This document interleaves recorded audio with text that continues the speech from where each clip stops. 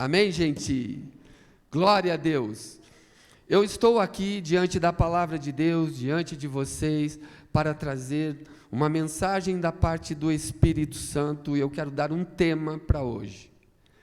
Eu quero dizer mais ou menos isso. Hoje é o amanhã que eu construí ontem. Escute de novo. Hoje, na minha e na sua vida, nada mais é do que o amanhã que eu construí ontem. Está difícil? Vou te ajudar. No mundo, desde a criação, Deus nunca fez mágicas.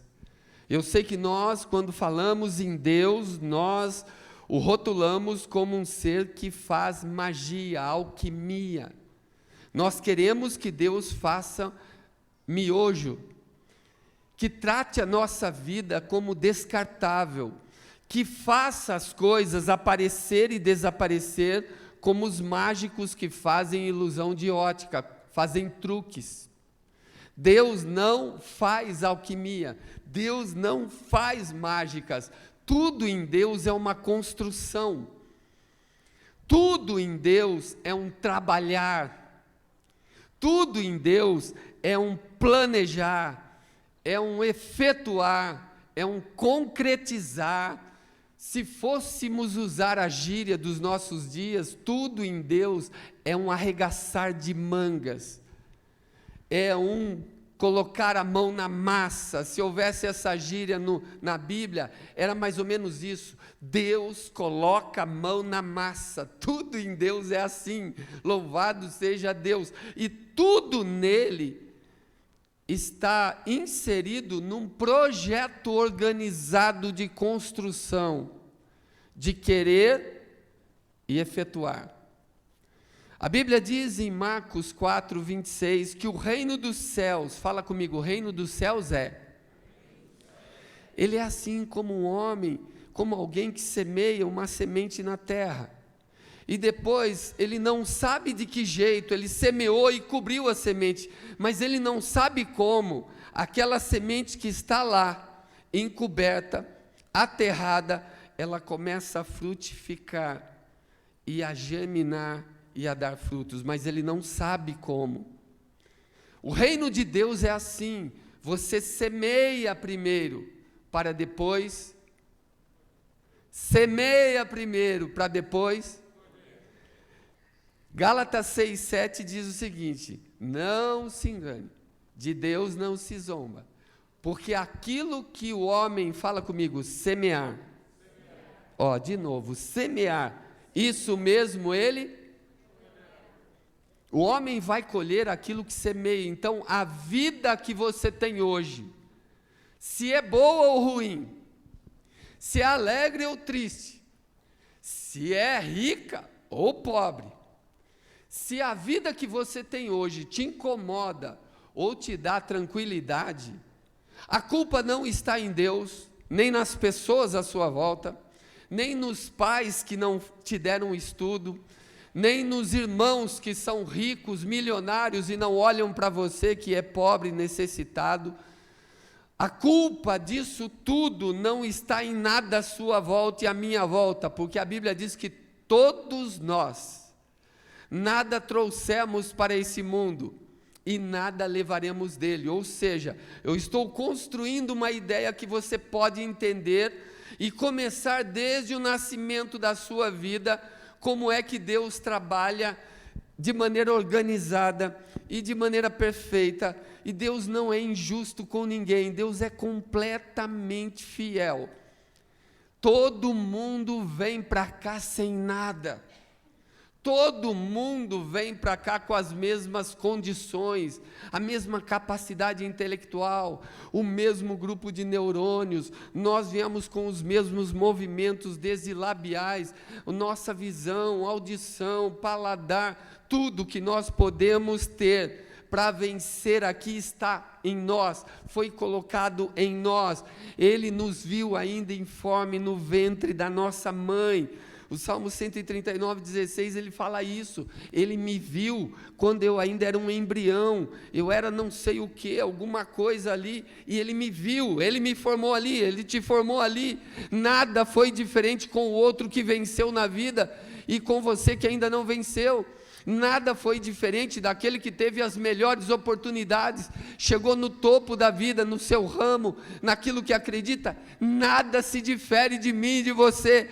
O problema todo é que nós não temos observado as placas, a sabedoria falando.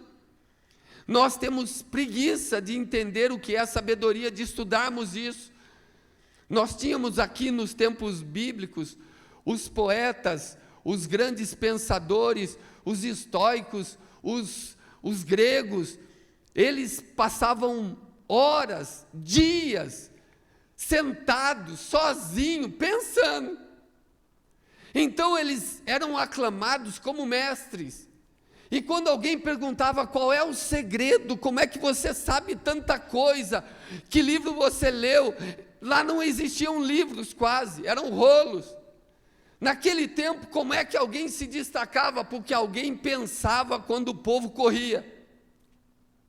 Quando você pensa, você começa a enxergar coisas que aqueles que correm, que apenas trabalham, que apenas baixam a cabeça e fazem, não conseguem ver. Porque a visão mais apurada não está diante dos seus olhos. Está na sua mente, no seu coração. Foi Einstein quem disse o seguinte: uma vez que a mente de alguém é aberta, ela nunca mais volta ao tamanho normal. Uma vez que você aprende determinadas coisas, você nunca mais é presa fácil, como era antes de aprender. Então, quando nós aprendemos a sabedoria de Deus, o céu desce. Quando nós vivemos aqui na busca desenfreada de dinheiro, de conquistas, de posições, de namoros, de relacionamentos, de casamento, de sexo, disso, daquilo, nós estamos vivendo um pouco melhores do que animais, porque nós conseguimos falar, comunicar, mas nós não nos diferenciamos deles na mania, naquilo que precisávamos planejar nossas vidas. Por exemplo, se eu perguntar agora a você, quem você é? Eu fiz essa pergunta para um grupo de pessoas que estavam comigo estudando, e eu disse, quem você acha que é? Então, cada um foi falando o que é na sua profissão. E eu não perguntei isso, o que você é na sua profissão. Mas isso está dentro deles. Eles acham que eu sou vendedor, eu sou farmacêutico, eu sou engenheiro, eu sou jogador de futebol. Então, não foi isso, não é essa sabedoria que nós precisamos. Isso é um conceito que eu tenho de sobrevivência, é muito pequeno para aquilo que Deus deu para mim e para você. Alguém já disse que o seu cérebro é capaz, ou melhor, nós usamos apenas uma média de 10 a 12% do nosso cérebro. E dos 10 a 12%, nós conseguimos aproveitar 3% daquilo que ouvimos e daquilo que nós examinamos. Porque nós somos preguiçosos para descobrir, para pensar. Você pode dizer, não, eu não sou preguiçoso. Quer ver uma coisa? Quanto tempo você passa lendo por dia? Ok, não precisa nem responder. O Espírito já entendeu. Se você não lê, eu perguntei para um grupo, eu estava dando um tipo de seminário para um grupo que era especificamente sobre riquezas. E como adquirir riquezas em Deus. Porque existem vários caminhos para a riqueza. E eu perguntei para ele, a primeira pergunta que eu fiz, quais livros sobre homens ricos vocês já leram? Biografia de quem que já venceu na vida você já leu? Falei, então vocês não ficarão ricos em Deus. Se você precisa de algo, você precisa ver quem já fez. Você precisa aprender com quem já foi. Você precisa, eu e você precisamos entender a palavra de Deus. Tem uma palavra linda em Provérbios 3,19, que diz que por meio da sua sabedoria, fala sabedoria, por meio da sua sabedoria, o Senhor firmou os alicerces, as estruturas da terra. Por meio do entendimento e da sabedoria, porque sabedoria é entendimento, o Senhor firmou os alicerces da terra. E em 1 de Coríntios 1, 24, agora eu vou começar a levar para vocês a sabedoria de Deus. A sabedoria de Deus diz que tem nome, mas para os que foram chamados para a salvação, quantos foram chamados para a salvação? Fala assim, isso é para mim. Zoe, foi chamado para a salvação. Opa, presente, Senhor. Legal, Rinaldo, é para você? Então tá. Então, para aqueles que são chamados para a salvação, tanto de judeus como de brasileiros, Cristo é o poder de Deus e de novo, Cristo é o poder de Deus e a sabedoria de Deus. Você quer saber como Deus construiu tudo? Olhe para Cristo. Você quer entender os enigmas do universo, do cosmos? Olhe para Cristo, porque Cristo é a sabedoria de Deus. A palavra de Deus ainda diz que Jesus já disse que Ele era e nós não entendemos.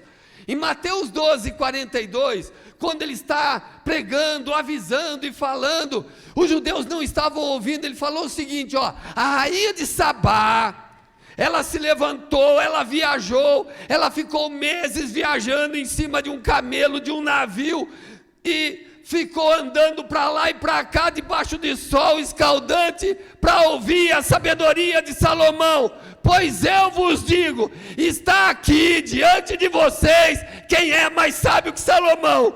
Cristo, sabedoria de Deus.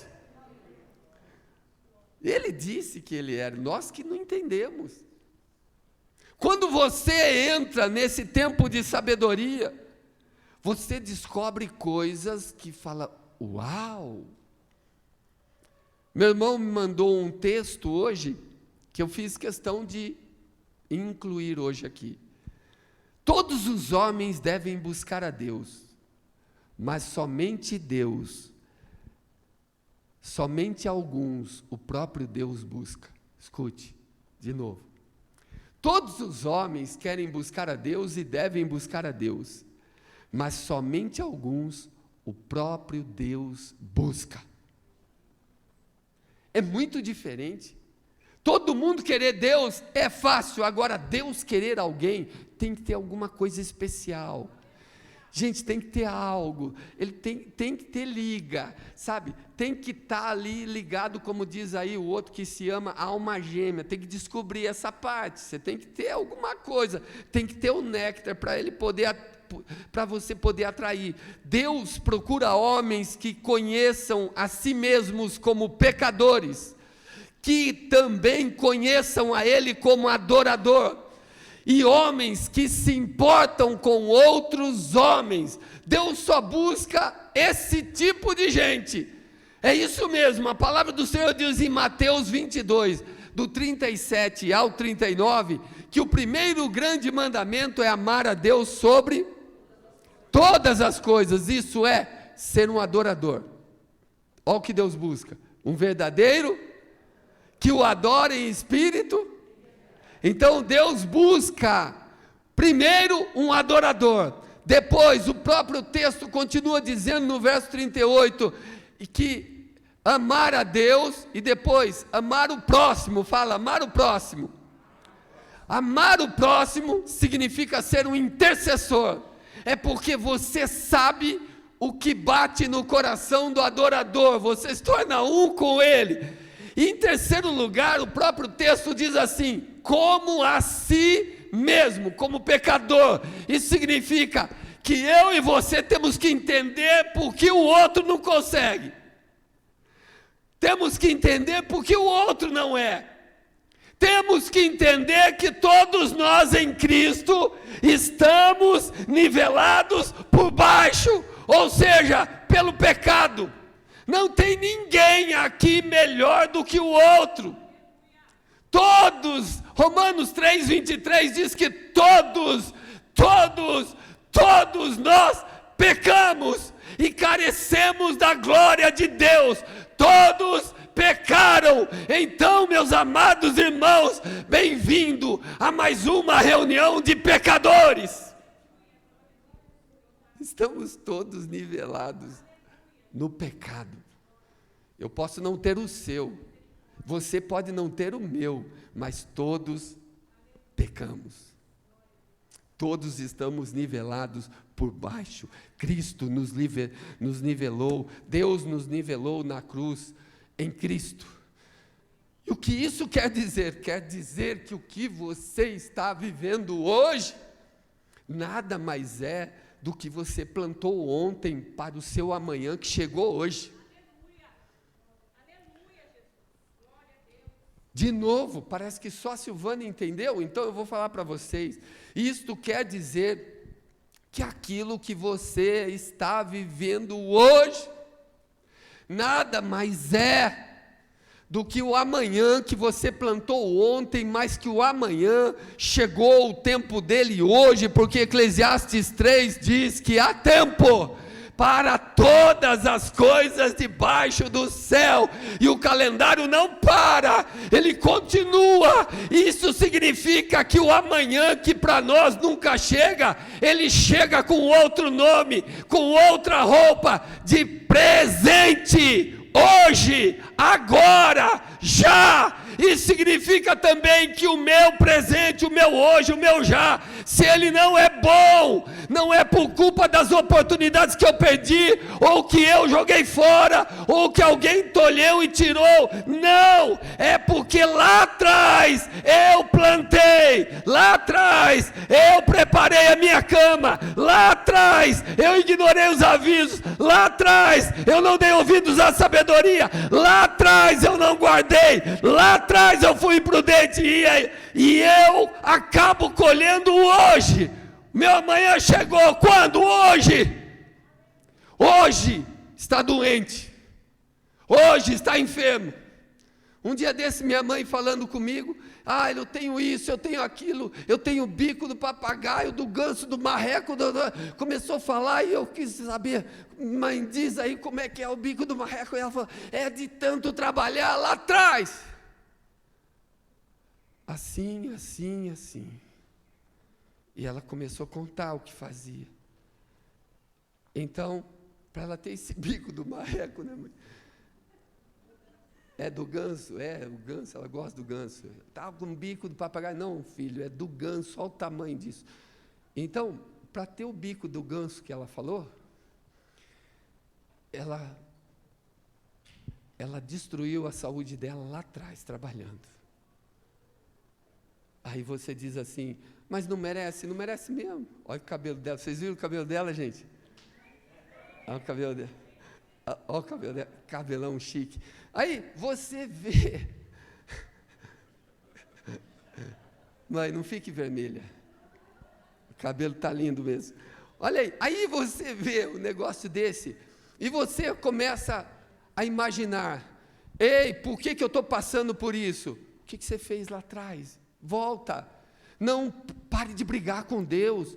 Eu conheci uma família onde a pessoa é líder de ministério, é pastora, teve um problema no casamento e ela desistiu. E eu fui falar com ela, ela disse assim, eu estou brigando com Deus, porque Deus não guardou meu casamento. Falei, não diga isso, Deus nem mantém relações sexuais. Não é Deus que guarda o seu casamento, é você que guarda o seu marido. Deus tinha que fazer, Deus não podia deixar, porque eu estou na obra dele. Será que você não ficou muito tempo na obra e esqueceu dele? O que eu quero te dizer é que nós culpamos a Deus, brigamos com Deus, mas a vida é feita de escolhas. Eu escolho quem vou namorar, e se eu olho quem eu vou namorar, e ele não é capaz de defender um amigo numa briga, não vai defender você depois em uma briga, e você ainda não tem sabedoria para ver que ele não é a pessoa certa. É só você olhar para Davi, você vai ver que todos os soldados de Israel estavam sendo afrontados por Golias, durante 40 dias, chega um menino, mas um menino que tinha um Deus gigante dentro dele, tinha uma fé poderosa dentro dele, um menino que confiava nesse Deus todo-poderoso, porque falar em Deus é uma coisa, quem Deus escolhe é outra, falar que gosta de Deus é uma coisa, agora acreditar na palavra dele diante do mundo inteiro em pandemia é outra coisa. E esse menino olhou para o gigante e disse: quem é esse irresponsável, esse incircunciso filisteu, para afrontar não a mim, nem a vocês, mas os exércitos do Deus vivo? Vocês não são de Deus. E o povo ficava calado, e eu pergunto, igreja, vocês não são de Deus? Quem é um vírus para trazer terror na vida de vocês? Vocês não são de Deus. Do mesmo jeito, o vírus ficou gigante, Golias ficou gigante, e ele disse: eu irei, lutarei com ele. Tem que se levantar alguém que crê nesse Deus desse jeito, não só de blá blá blá, não só de boca, mas em espírito e verdade, porque o adora, sabe quem ele é, tem comunhão com ele, é íntimo dele, sabe o que Deus pode fazer. Ele disse: eu irei, e hoje mesmo o Senhor te entregará nas minhas mãos. Aleluia! Você pode ser quem você sonha ser, mas tem que fazer escolhas. A minha vida, as minhas escolhas definem destinos. A minha vida, ela passa por caminhos que quem traça sou eu. Você querendo ou não, a vida é sua, meu amado. A vida não é do diabo, a vida não é das religiões, a vida não pertence aos terceirizados da sua história e os seus amigos, a vida é sua. Às vezes você deixa amigos te dirigirem, às vezes você deixa um patrão te dirigir, às vezes você deixa uma namorada te dirigir, às vezes você deixa um pai te oprimir, às vezes você deixa um filho te oprimir, mas você deixa porque quer. A vida é sua e é única. Não adianta chegar diante de Deus, então, Deus, olha, minha vida foi muito triste, porque, e olha o que eu sofri, olha como eu fui abusada, olha como alguém tirou minha liberdade, olha como alguém me levava, eu não queria, mas eu tinha que fazer. E Deus vai falar em Provérbios 23, 7, vai abrir o livro e dizia, e lá no céu bem grande vai estar dito assim: assim como o homem pensa consigo mesmo, assim ele é. Eu disse Provérbios 23, 7. Está difícil escutar aí. Como o homem pensa consigo mesmo, assim ele. Do jeito que você pensa, do jeito que você fala, é isso que você vai ser. Não adianta culpar ninguém. Até porque o diabo já está julgado. No dia do juízo, nós é que vamos comparecer lá. Cada um, a Bíblia diz, dará contas de si mesmo. Eu não vou dar conta do que o diabo fez. Ó, vim aqui, Senhor, para dar conta do que aquele chifrudinho andou fazendo. Não vai dar, não. E nem ele vai chegar lá e falar assim: eu vim aqui, Senhor, para tirar a culpa do aquele caba safado ali, porque era eu. Ele já está julgado. Nós é que vamos passar pela peneira. Através das minhas escolhas, eu posso interromper promessas, ou eu posso estabelecer as promessas. Eu posso firmá-las em nós, essas promessas. Através das minhas escolhas, eu posso estabelecer princípios ou quebrar princípios. Através das minhas escolhas, eu posso traçar caminhos seguros para eu andar com sabedoria, com inteligência. Ou então eu posso jogar na loteria para ver o que vai dar com a minha própria vida. Mas não se esqueça, a vida é nossa. E você só tem uma. Porque Hebreus 9:27 diz que aos homens está ordenado morrerem uma só vez. Depois disso vem juízo. Se prepara o lombo, porque depois disso vem, fala comigo, acerto de contas. Ah, não, eu acredito, a minha religião diz que a gente vai para o purgatório. Gente, purgatório não existe aqui, nem no reino das purgas. Não existe, nem purga acredita em purgatório. Ela pica o cachorro que puder picar. Agora, você vai para o purgatório. Eu falei, que é isso? Purgatório é aqui, olha que coisa boa tem aqui. Aí, não, você vai reencarnar, como alguém disse que meu avô, quando morreu, eu estava nos Estados Unidos, e minha mãe disse assim, olha, o vô, ele disse assim, eu estou indo embora, se despediu de todo mundo e falou, olha, ninguém chora por mim e não peça para voltar, porque o lugar onde eu vou eu já estou vendo. E aí ela me liga avisando que meu avô, e alguém tentando me consolar, disse, não se preocupa não, Rinaldo, um dia ele vai voltar aí, porque você vai ter um cachorro, e você vai ver, ele vai se apegar tanto a você, e falou assim, quem? O meu avô voltar num cachorro? Falei assim, meu filho, a Bíblia diz que para o homem está ordenado morrer uma só vez. Não tem choro, nem vela, nem fita amarela. Quem não se preparar vai para o inferno, e quem se preparar vai para o céu, vai com ele. É o que está escrito. Eu não vivi no além, eu vou acreditar no que está escrito. Amém? Mas voltar num cachorro, jamais. Pensou alguém chutando meu avô? Sai daqui, vô. Pensou? Um amigo meu que se converteu comigo, ele acreditava que o avô dele, o pai dele, voltou num cachorro, e ele cuidava do cachorro, tudo. Falei, mas diga aqui, Guilherme, onde é que seu pai dormia? É lá fora, na casinha do... Mas não era seu pai? Mas não é seu pai, seu caba safado. E outra coisa, o que ele comia? Ração. Mas como que ele come ração? Não é seu pai? Você come o quê? Bife, filé mignon. E seu pai come ração?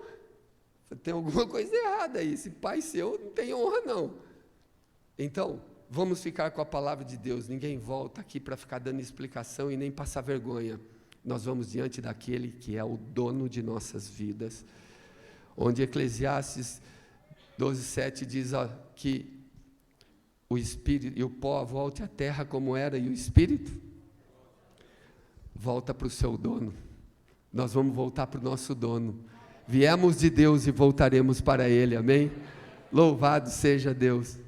Olha, gente, dá uma salva de palmas, porque eu não vou para o purgatório, nem você. Nós vamos voltar para Deus, amém? É o que está escrito. Mas a palavra do Senhor não para aí.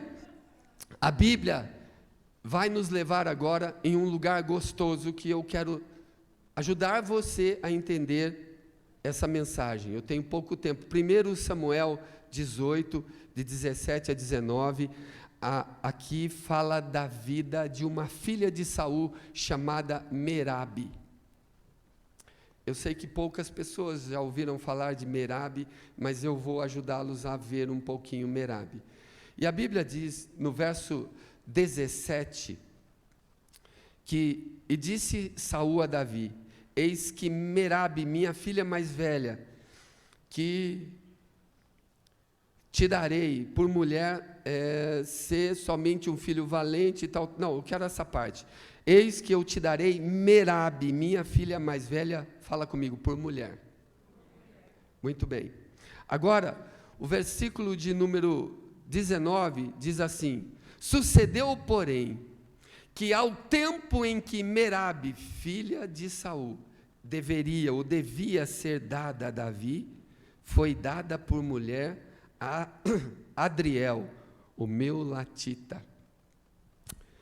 Essa é a palavra para você entender que hoje é o amanhã que eu construí ontem. Aqui, Merabe, o nome dela significa aumento, grandeza, que aumenta. E provavelmente ela era uma menina muito bonita, porque a Bíblia fala que Saul era do pescoço, do ombro para cima, o homem mais bonito em Israel. Então, provavelmente, deveria ter uma filha muito bonita. E ela foi oferecida a Davi, quando Davi vai enfrentar Golias. Davi ouve, olha, a recompensa que o rei vai dar serão duas.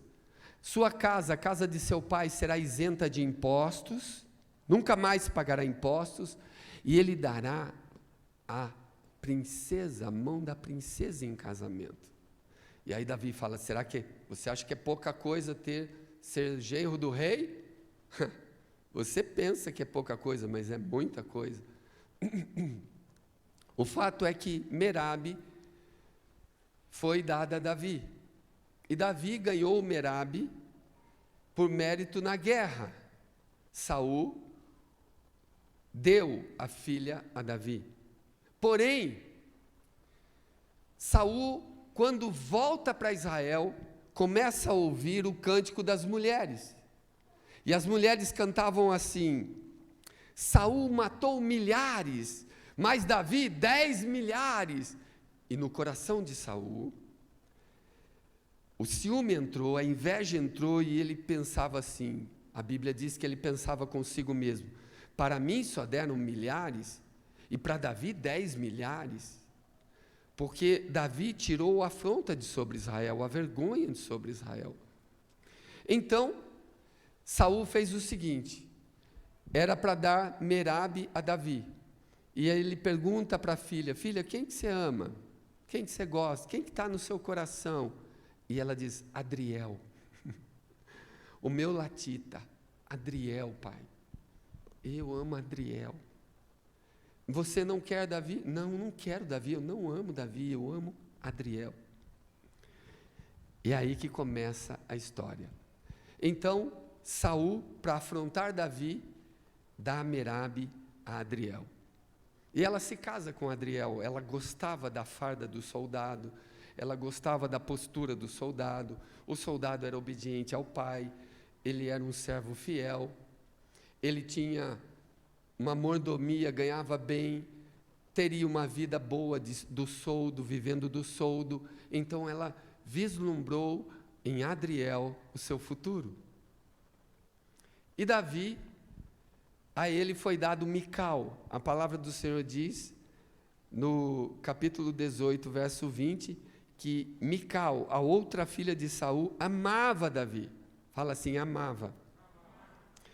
Então, existem pessoas que não sabem, mas o hoje nada mais é do que o amanhã que essa mesma pessoa construiu, só que o amanhã chegou e agora é hoje.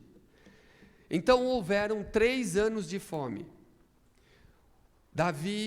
Saul morre, os filhos de Saul morrem, Davi sobe ao trono. A história conta que Davi reina 40 anos no total. E ele sobe ao trono, é o rei mais famoso, o rei vitorioso, etc. e tal. Eu pulando toda a história para ir direto a Merabe. Aí começa a acontecer no reino fome, pestes, mortes, seca, e Davi vai buscar o Senhor. Chama os profetas. Gente, pessoal, o que está acontecendo? Porque nós servimos ao Senhor, nós temos levitas, cantores, adoramos a Deus, o que é que está acontecendo na nossa vida? O que está acontecendo no reino? Então, o Senhor fala, Saul, fala comigo, quebrou uma aliança com os gibeonitas. Os gibeonitas eram um povo que fez aliança com Israel, ainda no tempo de Josué. ainda lá com Josué, centenas de anos atrás. E os gibeonitas viviam no meio de Israel. A Bíblia diz que eles fizeram uma aliança, está em Josué capítulo 9, do 3 ao 15, eles viram o que Deus fez com Jericó. Eles moravam perto de Jericó, fizeram o quê? Se vestiram de saco, pegaram pão velho, roupa rasgada, foram até Josué, falaram para eles: nós somos de longe, faz aliança conosco, se alguém nos atacar, vocês nos ajudam, se te atacar, nós te ajudamos. E Josué, sem consultar o Senhor, fez uma aliança com os gibeonitas, e a partir daquele dia, os gibeonitas estavam protegidos diante de Israel, ou seja, Israel foi tomando e devastando a terra prometida. Quando chegou na terra de Gibeá, não puderam tocar neles, porque havia, fala comigo, uma aliança, fala um concerto, uma promessa, e foi feita diante de Deus. Amém, gente? Quando se faz uma aliança entre pessoas é uma coisa, quando você traz Deus para essa aliança é outra coisa, porque o céu oficializa e o céu avaliza. Por isso que a Bíblia diz em Eclesiastes 5, se você fizer algum voto, não seja um voto de tolo, vai e pague, porque o anjo vai se levantar contra você de graça, você não precisa fazer. Por que quer fazer voto? Se votares, pague. E eles fizeram uma aliança com os gibeonitas. Então, a partir daquele dia, os gibeonitas começaram a fazer parte do povo de Israel. Só que quando Saul se levanta como rei, Saul mata os gibeonitas que haviam em Israel e dizem: o Deus de Israel não pode ser Deus de pagãos, aqui não pode haver mistura de cultura, de raça, de nada, eu vou acabar com todos eles. E Saul mata os gibeonitas em Israel. Saul já é morto, gente.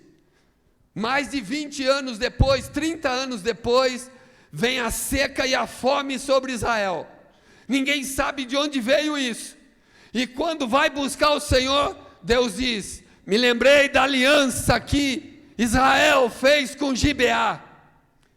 E Saul quebrou essa aliança. Ou vocês consertam com os gibeonitas, ou todo mundo morre. Aí Davi vai até os gibeonitas, pede perdão, oferece ouro, prata, olha, e ele faz uma pergunta: o que eu posso fazer para conter essa praga, para que eu possa corrigir os erros que Saul cometeu? Saul já estava morto, mais de 30 anos atrás. Os gibeonitas respondem. Aí a palavra de Deus vai em 2 Samuel 21.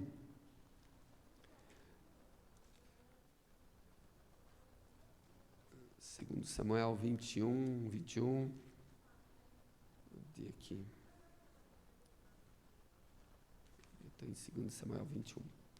Aí, 2 Samuel 21. Aí vai contando tudo que eu lhes falei, passando fome, etc. e tal. Só que aí, o verso de número 4, os gibeonitas respondem a Davi. E olha o que ele fala. Ele diz assim: então os gibeonitas lhe disseram: olha, não é por prata nem ouro, nós não queremos tesouro, não queremos riqueza, questão nenhuma. A nossa questão aqui é com Saul e a sua casa. E nem tampouco pretendemos matar pessoa alguma em Israel. Disse Davi: que é, pois, que quereis que vos faça? E responderam-lhe ao rei: quanto ao homem que nos destruiu e procurou que fôssemos assolados, sem que pudéssemos subsistir em limite algum de Israel, de seus filhos se nos deem 7 homens, para que os enforquemos perante o Senhor, em Gibeá de Saul, e o eleito do Senhor. E disse o rei, fala comigo: eu os darei. Gente querida do Senhor, tem um ditado que diz assim: Não importa quantos anos se vivem, o que importa é como se vivem os anos. Presta atenção de novo. Eu sei que tem muita gente querendo viver a vida, viver muito tempo, e hoje também nós já conseguimos viver mais, a nossa expectativa de vida aumentou, nosso IDH melhorou bastante. Porém, não importa muito quantos anos se vive, e sim, fala como se vivem os anos. Você não precisa, se você vive uma multidão de anos aí, mas sem qualidade, vale menos do que alguém que vive pouco, mas com qualidade. Nós precisamos ter qualidade de vida. A vida é uma longa viagem, passa rapidamente, só que tem 2 destinos à frente, e um deles nós vamos definir, fala comigo, durante a viagem. Por favor, guarde isso no seu coração. Isso esteve no meu coração a semana toda. Parece que quanto mais velho eu vou ficando, mais eu vou entendendo que eu estava despreparado para o céu. Parece que a vida é um presente para quem sabe viver e um fardo para quem não vê o presente no viver. A vida é um presente para aquele que sabe viver, mas é um fardo, é um peso, é um cansaço, é uma dor, uma tristeza para quem não vê o viver no presente. Para quem não vê o presente durante esse viver. Durante essa viagem você vai encontrar temperatura, você vai encontrar estações, sua vida vai ter primavera, verão, outono, inverno, vai ter tempos bons, difíceis, duros, muito difíceis, o inverno vai chegar. Durante essa viagem você vai encontrar pessoas amáveis e pessoas odiosas, você vai encontrar pessoas que morreriam por você, e pessoas que matariam você. Durante essa viagem, você vai encontrar pessoas interesseiras que vão atravessar o seu caminho, vão andar com você, vão fazer de conta que é o seu melhor amigo, é a sua melhor amiga, mas ela está de olho no seu namorado. Você vai entender que, eu não vivo sem ela, nem ele é o meu melhor amigo, está de olho na sua namorada. Você vai ver pessoas que procuram uma oportunidade para arrancar de você tudo que te faz feliz. E você vai encontrar pessoas nessa viagem que vai fazer de tudo para acrescentar na sua vida. É gente que você, ao sair da presença dela, você sai curada, você sai renovada, você sai transformada, porque ela acrescenta, ela traz, ela agrega, ela não tira, ela agrega na sua vida, na sua história, no seu entendimento, na sua sabedoria. A Bíblia ainda nos ensina que aí é que a viagem vai ficando interessante, porque ela deixa de ser monótona, ela deixa de ser mesmice. E uma lição que eu quero trazer para nós hoje está em Eclesiastes 7:8. Eu sei que todos nós queremos aparentar uma coisa e nem sempre somos aquilo, mas na grande viagem da vida, nem sempre o importante é como começa, mas é muito importante como termina. Gente, eu vou dar um fim nessa tradução de vocês, porque a minha Bíblia diz assim, que melhor é o fim de uma coisa do que o começo, melhor é o paciente do que o arrogante, e não importa como começamos, o importante é como terminamos. Muita gente começou certo. Lúcifer começou certo, começou como querubim, terminou como diabo. Judas começou como discípulo, começou certo, e terminou como traidor. Adão e Eva começaram como donos de um jardim, terminaram expulsos do jardim. Estão vendo aí? Caim começou, são inúmeros os exemplos, mas também nós temos pessoas que começaram mal, e terminaram bem. Daniel começou mal, foi exilado, terminou como senhor da Babilônia. José foi levado como escravo, começou como escravo, terminou como governador. Paulo começou como perseguidor e terminou como apóstolo do nosso Senhor Jesus Cristo. Então, a sua vida, não se mire como ela começou. Muitos casamentos aqui começaram com um limousine, luzes, água, piscina, aquele vestido que o ano todo não ganha para pagar aquilo. E o casamento não durou nada. Aí nós pensamos que é como começa, é as aparências. Lembram das aparências?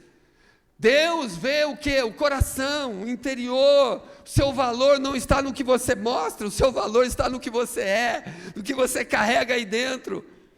O valor da arca por fora era só uma madeira de nada, mas o que havia dentro nenhum homem poderia olhar, de tão santo.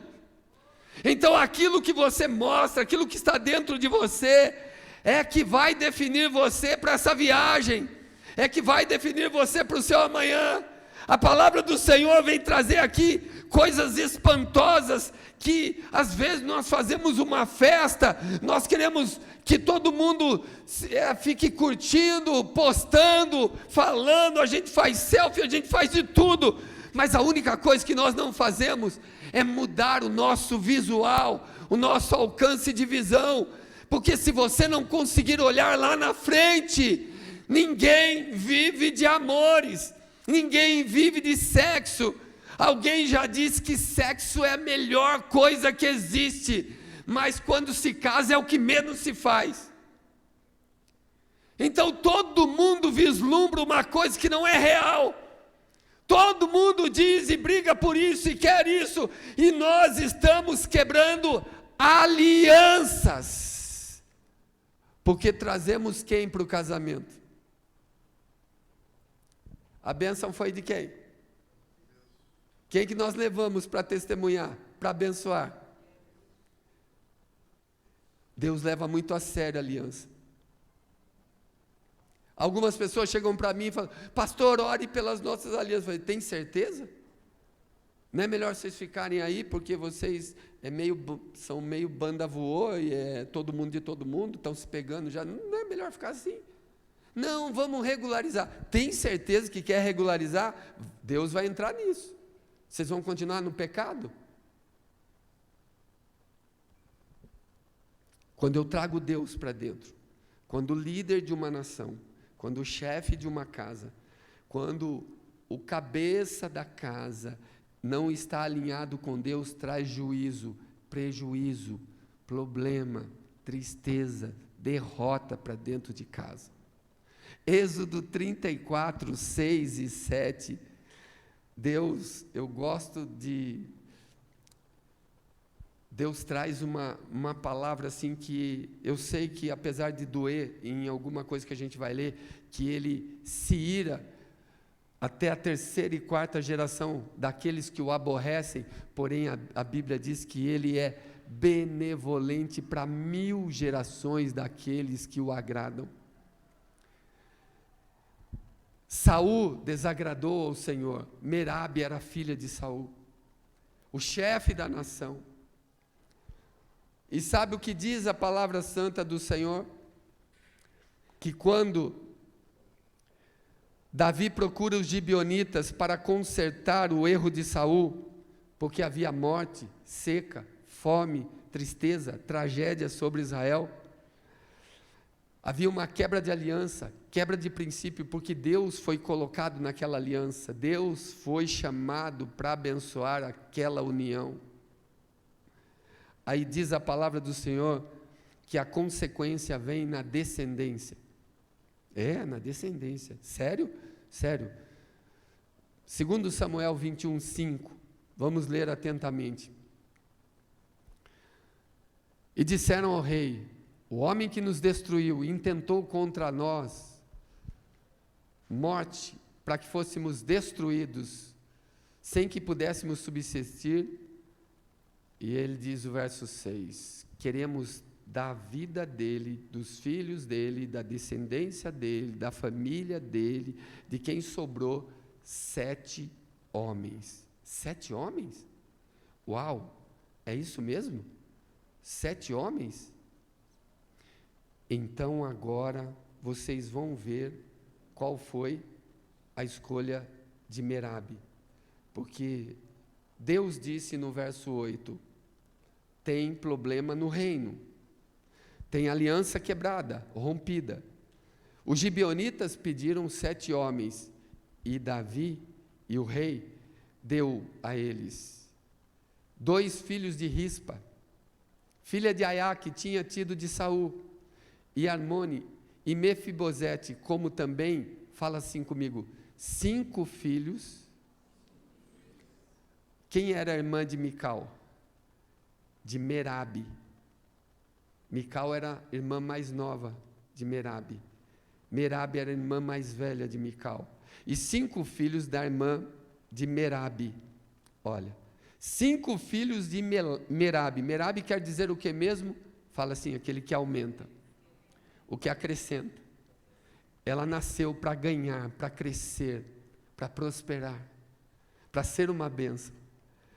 Mas a escolha dela foi uma escolha do coração. Ela não escolheu Davi. Ela não conseguiu, ela não tinha olhos avisados para ver que tipo de homem seria Davi no futuro. Ela não tinha olhos avisados para discernir que Adriel não passaria de um soldado. E ela rejeitou, fala comigo, a herança. Diga a promessa. Diga o ungido. Quem Deus escolheu, ela rejeitou. Ela escolheu quem o coração dela queria. Quem ela quis curtir. Quem ela quis se juntar. Quem ela quis amar. Dá para entender por que tantos casamentos estão falidos? Porque Deus tem alguém, mas nós também temos outro alguém. Porque Deus fala conosco. Como é que eu posso colocar jugo desigual aqui? Ah, não, mas depois eu mudo ela. Se você não muda agora, que namora, e que agora ainda é uma lua de mel disfarçada, duvido você mudar depois. Não, agora eu mudo ele depois. Duvido.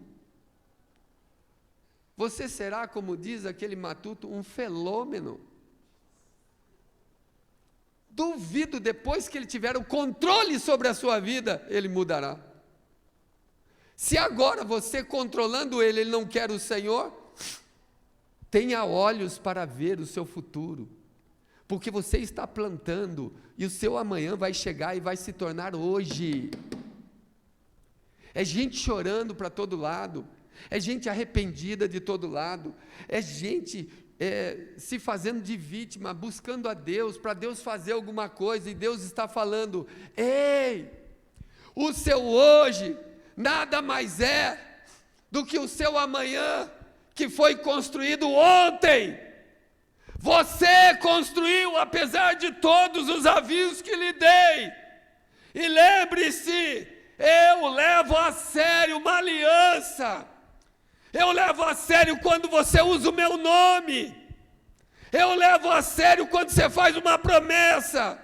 Salmo 111:5 diz que Deus dá sustento aos que o temem, e lembrar-se-á para sempre da sua aliança. Ele se lembra para sempre. Não, eu já esqueci. Nós estamos divorciados, cada um para o seu lado. Você está separado, divorciado, porque quer. Ele não esqueceu. E o verso 9 também diz isso do Salmo 111. Enviou ao seu povo a salvação, mas estabeleceu para sempre a sua aliança. Vira para alguém que está do seu lado e fala assim, porque eu vim para a igreja hoje. Fala assim, você não poderia ter me convidado para vir outro dia?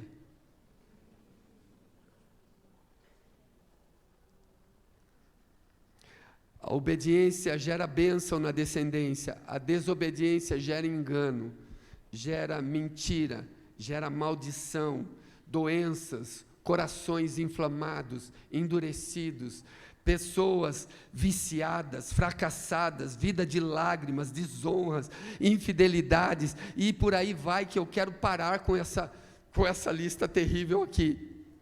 A maldade dos pais alcança os filhos, não que isso seja perpétuo, porque todo filho se liberta em nome de Jesus, mas a Bíblia diz, em Hebreus 7:9, que em Abraão, Levi, que veio 250 anos depois, também deu o dízimo, ou seja, o pai entesoura para o filho. Quer dizer que quando eu sou fiel a Deus, a descendência da minha filha, das minhas netas também é alcançada pela graça, pela misericórdia de Deus. Quando eu sou fiel, a minha descendência, como diz o Salmo 37:25, eu já fui moço, agora sou velho, mas em toda a minha vida eu nunca vi o justo desamparado, nem a sua descendência mendigar o pão. Quando você é fiel a Deus, como a irmã Silvana pregou aqui, a descendência é abençoada, não digo que merece, é abençoada, porque se a raiz é santa, a massa, que é isso aqui, ó, também o é. Porque a força da árvore não está aqui nas folhas, nem nos galhos, está na raiz. E quando a raiz é fiel ao Senhor, tudo isso aqui floresce. Se eu tiver sabedoria, eu vou entender que por um homem só entrou o pecado no mundo. Muita gente faz coisas que nós acabamos pagando sem merecer, apenas porque existimos ali. A Bíblia diz em Gálatas 3:9 que em Abraão todos somos abençoados. Porque Abraão foi o pai da fé, nós os que cremos somos abençoados com o crente Abraão. Entendem que aqui escolhas definem destinos. O hoje pode nos fazer chorar amanhã, ou hoje o que estamos fazendo, o que vamos fazer, pode nos fazer sorrir amanhã. Quando alguém fala assim, você guarda algum dinheiro? Outra pessoa fala assim, guardar para quê? Eu vou morrer? É ou não é? Ela só não sabe quando vai morrer. Esse é o ponto. Se eu soubesse quando morrer, eu programaria todo o dinheiro, vamos gastar até essa data e X e acabou. Como nós não sabemos quando vamos morrer, você precisa ter para não depender de outros, para não ser envergonhado. Não planejam a vida. Rejeitar a bênção pode te fazer perder tudo amanhã. Merabe rejeitou Davi. Ela queria seguir o coração. Quantas vezes a mãe fala, filha, pelo amor de Deus, eu até encomendei um reio aqui para pegar você. Ele não é a pessoa para você. E tempos depois, briga com a mãe. Você é minha inimiga. Nunca pensei. Minha própria mãe. Eu estou dormindo na casa da inimiga. O filme é diferente. Deveria ser minha mãe é minha inimiga. Que é uma víbora, você é uma cobra, você não sabe, ele é único, ele tem 2 orelhas, ele tem um nariz, ele tem 2 olhos, e ninguém é igual a ele. Tempos depois, ela vem buchuda, e 8 filhos. Mãe, quem é você? Está meio diferente? Quem? Não está lembrando, conhecendo, mãe? Não, está só o pó. Está só o pó. Mãe, eu trouxe um presente. Tempo de coronavírus, fica tudo aí fora mesmo. Está tudo sem máscara. O que é esse povo aí? É time de futebol? Não, mãe. Seus netos. Os netos entram na casa da mãe, rebenta com a casa da mãe. A mãe não sabe se mata, se expulsa, se aguenta. Fala, deve ser tudo meus netos mesmo, vou aguentar. Acabou a vida da mãe. Alarma. Deus que fala, que não mente. Irmã, o que eu quero dizer é que não é errado você voltar para a casa da sua mãe. Só foi errado o que você construiu. Eu quero que você entenda por que você voltou para lá. Porque sua mãe te amou muito. E pode ter certeza, chorou muito por você. E pode ter certeza, fez de tudo para que você tivesse o melhor casamento, melhor união, a melhor vida. Fez de tudo que podia. E às vezes o que não podia. Mas nós construímos. E o amanhã chega assim. Falam, amanhã nunca chega. Chega. Só que ele não vem com o nome de amanhã, ele vem com o nome de hoje. Olha lá, a irmã. Vem com o nome de dor, a irmã falou. Pode ver quebrar a banheira dela. Olha lá, nem pode usar. Olha as confissões chegando, tempo de confissões. Nem pode usar. Irmã, use porque Jesus está voltando. Não vem com esse negócio também de ter uma banheira de ouro lá e ninguém pode usar. Deixa usar, deixa pisotear.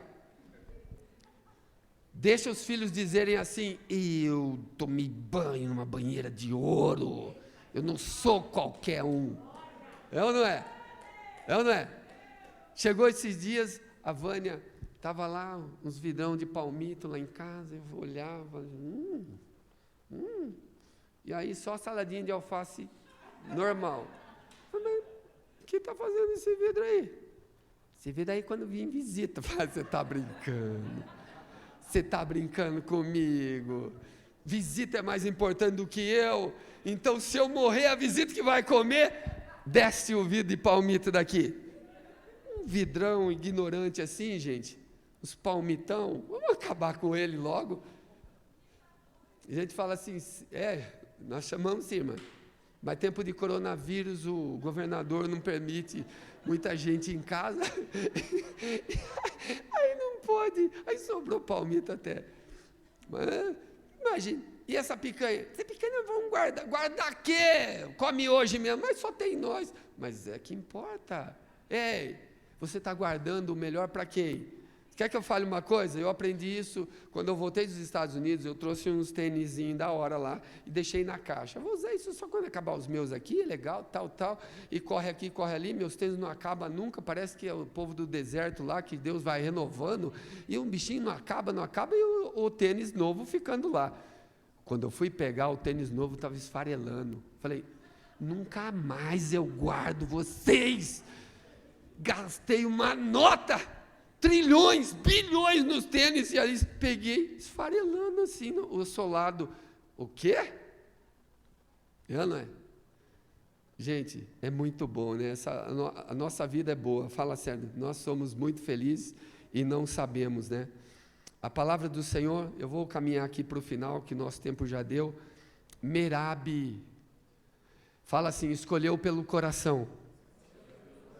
E a Bíblia diz em Jeremias 17:9, bota aí para mim, Jeremias 17:9, bem à vista de todo mundo. Fala assim comigo, enganoso é o coração, mais do que todas as coisas. Ele é perverso, gente. Seu coração você não conhece, solta ele para você ver onde ele vai. Solta o bichinho para você ver onde ele vai. Aí você fala, você só vai se pegar dizendo o seguinte, pô, nunca pensei que eu fosse capaz de fazer isso, mano. Aí você fala, ei, vem cá, você fez isso mesmo? Matou, esquartejou seu pai, sua mãe, pôs debaixo da cama, enterrou, e não conseguiu nem tampar o cheiro. E ele vai falando, estou arrependido, nunca pensei que eu fosse capaz de arrancar a cabeça do pai. Eu li isso, por isso que eu estou falando. Ele tinha muitas desculpas pelo que ele fez, mas ele não entendia. Então eu vou dizer, solta o seu coração para você ver se você se conhece ainda. Você não vai se conhecer. Por isso que é fácil a gente julgar o outro. Sabe por que é fácil julgar o outro? Sabe por que é fácil julgar o outro? Porque aquilo que nós julgamos está dentro de nós. O erro que nós vemos no outro está dentro de nós. Por isso que eu gosto tanto de acentuar o que o outro faz. Porque aquilo que ele faz, eu carrego dentro. Eu não tenho respeito, eu não tenho temor. Eu vou falar uma coisa, Merabe preencheu o seu presente, mas esvaziou o seu futuro. No futuro, ela perdeu tudo que tinha. O que ela tinha? Fala comigo, 5 filhos. Se ela tivesse escolhido Davi, olha como as escolhas de hoje, as escolhas de agora, vão fazer o alicerce do seu amanhã. Se ela tivesse escolhido Davi, ela seria rainha. Se ela fosse rainha, os gibeonitas jamais pediriam um filho do rei com a rainha. Pediriam um dote diferente. Ela fez uma escolha para o seu coração. Saul, pai, eu quero esse galãozão. Ó, pai, eu quero esse pão. Aí o pão endureceu, embolorou. Ele não teve coragem de quando Golias, 40 dias e 40 noites, chamou Israel de covarde. Adriel não teve coragem de dizer, eu vou lutar com esse cabo aí. Precisou um menino ir até lá. Ela não conseguiu entender que ele não era homem para defendê-la quando os filhos fossem tirados. Cristo é a sabedoria de Deus. Quanto mais você mergulhar em Cristo, mais sabedoria você vai ter. Quanto mais longe da palavra de Deus, menos sabedoria você vai ter. E quando ela não pôde ver que todo Israel estava envergonhado, inclusive o cara que ela amava, ele engolia a vergonha, a honra, ele nem morreria, ele nem queria morrer como soldado, de medo. Então Davi disse aos gibeonitas, eu os darei a você, procurem 7 filhos, eu preciso de 7 homens que são descendentes diretos de Saul. E sabe onde é que foi cair a escolha? Em Merabe. Sabe quando foi que ela plantou isso? Fala assim comigo, 40 anos atrás. Ela foi colher quase 40 anos depois a perda dos filhos, mas ela plantou lá atrás. E a Bíblia diz assim, em Gálatas 6,7, de Deus não se zomba, porque aquilo que o homem semear, isso também ele colherá. Alguém que só viu hoje e não pensou no amanhã. Sabe por que as meninas vão para a cama com os meninos? Porque está muito fácil, né? Ela só pensa no hoje. Ela pensa que nunca vai ter a chance de encontrar alguém como ele. Ela pensa que minha vida vai acabar, eu amo ele. E ele só passando a mão, passando a régua, passando como diz aí, a pipa. Ele vai para lá, vai para lá, vai para lá, vai para lá, cada lugar ele encontra uma. E para ela, essa aqui vai ser a que eu vou casar, essas eu vou só usar. E ela se sujeita. E quando você se sujeita, você serve. E quando você serve, você não manda mais. E quando você não manda mais, você vai pegar o resto, o que sobra. E quando ele enjoar de você, ele vai buscar alguém e vai fazer por esse alguém o que nunca fez por você, porque você é muito fácil. Ninguém falou, fala Deus? Nessa hora ninguém falou, Deus está falando? Deus parou de falar, então tem que encerrar. Vamos ter que encerrar. Ninguém falou, fala Deus aí. Olha lá, a irmã falou lá, vamos continuar então. Deus está falando. Gente. E aí entra a depressão, e aí entra a tristeza, entra a preocupação, desvalorização. Aí você começa a se olhar no espelho e pensa que está engordando. Ai meu Deus, será que é porque? Não, deve ser essa pinta aqui que está aparecendo, a pinta. Gente, muita gente já foi trocado há muito tempo e não sabe, só está se sujeitando, viver porque é minha honra, não vou perder para outra. Você perdeu para você mesmo, você não entendeu, já te trocou, por causa de escolhas que você fez. Você foi avisada que ele não é um cara que pega no batente, não é um cara que pega no pesado, não é um cara organizado na sua vida, não é um cara organizado na sua casa, não é um cara que respeita a mãe, não é um cara que obedece pai. Não, você já foi avisada. Só que você não tem Cristo, que é a sabedoria de Deus. Então vai entrando, até que Merabe fica sem tudo que tinha.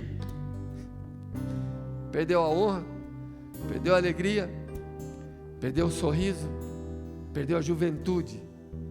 A vida toda viveu com Adriel, que não saiu daquele salário, e pior, perdeu o cargo no reino de Davi, porque ele servia a Saul.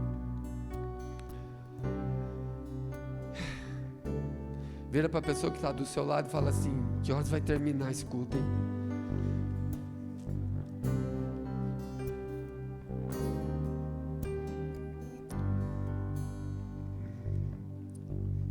Gente, eu não vou falar mais, é tanta coisa aqui que eu vou terminar. Vou terminar porque senão vocês vão me apedrejar aqui.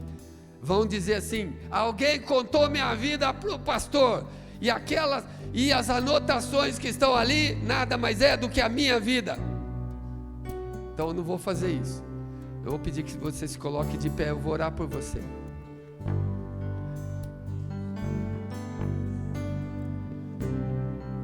Vira para alguém que está do seu lado e fala assim: eu queria tanto que Deus falasse comigo. Fala assim: mas que bom que Ele falou pelo menos com você, né? Até parece, né, gente? Até parece. Curve sua cabeça, põe as duas mãos no seu coração com alegria, com toda a alegria que você tiver no seu coração. Sabe, gente, por que os casais se separam? Porque eles não têm sabedoria.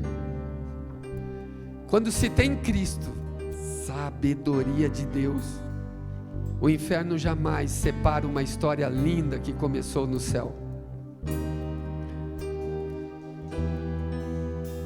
Esses dias eu estava falando com um grupo de pessoas e um casal me disse assim: Deus me livre de ter filho desse jeito.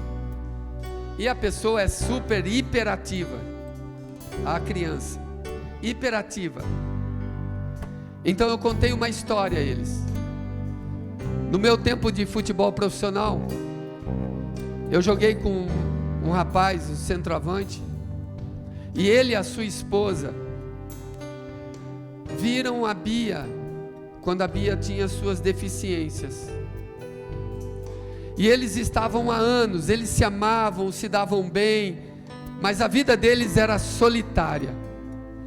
Um vivia para o outro para um, e era uma vida onde qualquer vento abala. Quando uma pessoa não tem família para estruturar, não aumenta a base, é fácil cair. Então ele disse o seguinte: um dia em que a Vânia estava reclamando, cansada por cuidar da Bia, ele começou a chorar. E ele me disse assim: Rinaldo, assim eu tivesse com a minha esposa uma filha igual a Bia, é tudo o que eu queria dela. Tudo que eu queria ter algo dela, para eu guardar, acariciar, cuidar para sempre. Você sabe que filho é história, filho é continuidade. Nós vamos passar, nossos filhos vão continuar a nossa história. Às vezes por erros nossos filhos vão cair, mas outras vezes eles vão mudar e impactar uma nação inteira.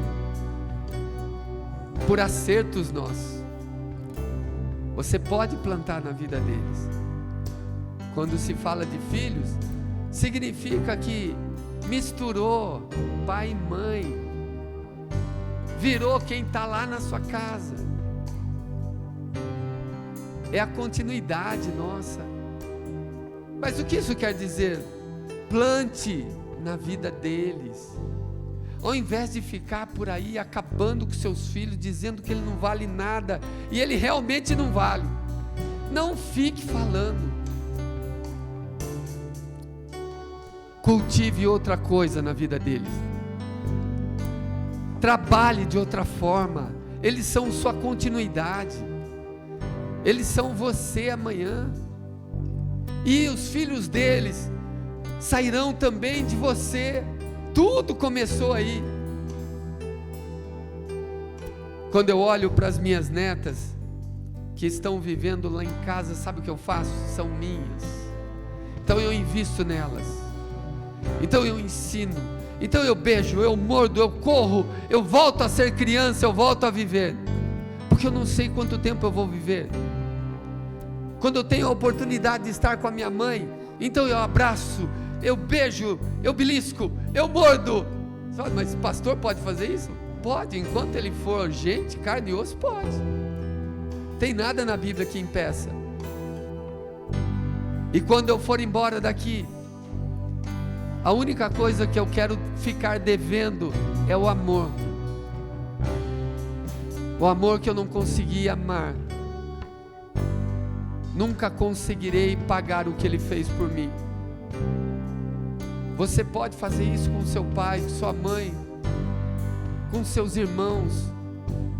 Às vezes o seu coração, você nem sabe porque sua vida está mal, você nem sabe porque tem enfermidade. Grande parte dos cânceres hoje que envolve a humanidade, o problema é todo emocional, gente. Problema na alma, é almático, é coisas que se guardam, é ressentimentos, é frustrações, são pessoas que foram de alguma forma desvalorizadas, não conseguiram perdoar. Eu falo para você, você está diante do céu nessa noite. Nós oramos para que o Todo-Poderoso, que conhece a sua vida, falasse com você nessa noite, através desse simples instrumento da sua frente, e Ele falou com você, continua falando com você. Perdoa para ser curado, libera perdão. Mas e a minha honra? A sua honra não vai liberar o câncer, mas se você perdoar, o céu vai entrar. E a Bíblia diz que onde Deus entra, a vida volta a fluir. Você tem a opção de continuar com a enfermidade ou de começar uma nova vida com Deus. Cristo é sabedoria de Deus. Cristo é o tempo de Deus. Venha conhecer Jesus. Eu oro para que o Deus de toda graça, o Rei dos Reis, Senhor dos Senhores, te alcance nessa noite. Mas eu oro também para que você conheça a sabedoria de Deus. E hoje você pode semear e entender que hoje não é nada mais, nada menos do que o amanhã que você construiu ontem.